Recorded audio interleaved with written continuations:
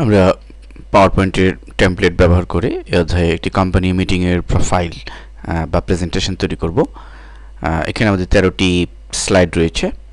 আমরা পাওয়ারপয়েন্টের guideline use করে খুব সহজেই কোম্পানি মিটিংয়ের উপর একটি প্রেজেন্টেশন আমরা তৈরি করে ফেলতে পারবো। তো প্রথমে আমরা দেখতে পাচ্ছি যে প্রথম স্লাইডে রয়েছে কোম্পানি মিটিং টাইটেল এবং প্রেজেন্টার, অর্থাৎ কী বিষয়ের উপরে আমাদের প্রেজেন্টেশন তৈরি করতে হবে। তো আমাদের কোম্পানি মিটিং টাইটেল আমরা ধরে নিই যে বিজনেস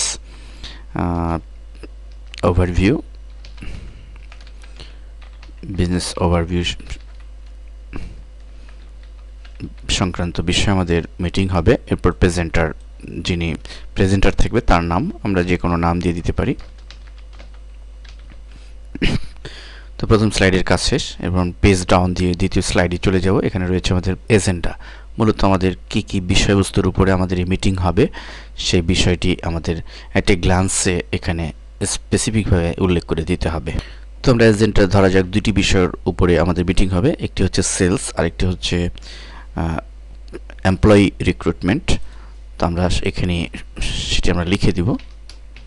সেলস সংক্রান্ত বিষয় আমরা প্রথমে লিখব, এন্টার দিয়ে আমরা এমপ্লয়ি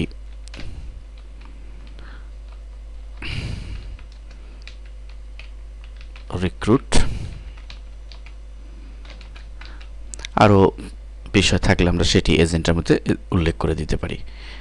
আমরা পেজ ডাউন দিয়ে থার্ড যে স্লাইড রয়েছে এখানে রয়েছে review of key objectives and critical success factor.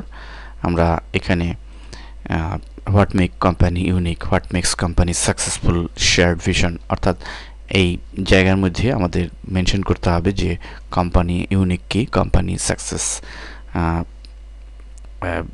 কোম্পানির যে সফলতার জন্য কি তৈরি করতে পারে, shared vision, review undertakes the past year, গত বছরের বিজনেসের বা সেলসের অবস্থা এখানে আমাদের হাইলাইট করে দিতে হবে।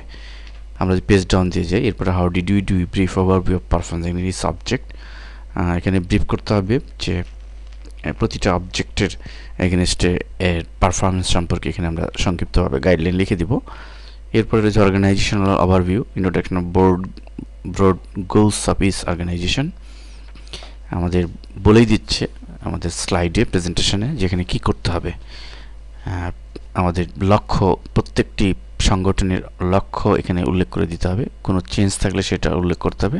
Organization chart might be effective, এখানে আমরা ইচ্ছে করলে অর্গানাইজেশন যে চার্ট রয়েছে সেটি আমরা দেখাই দিতে পারি।